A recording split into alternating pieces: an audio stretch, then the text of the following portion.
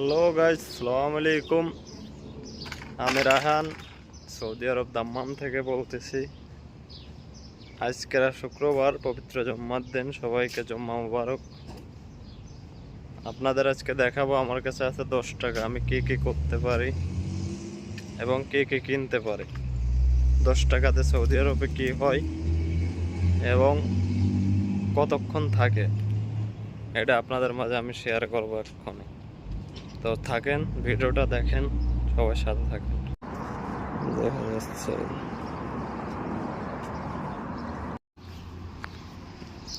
এখন আমরা বাঙালি দোকানে যাব, বাঙালি হোটেলে যাব। যাওয়ার পর আপনাদের 10 টাকার ভিতর কি কি হয়, কি কি কিনতে পারবেন সৌদি আরবে।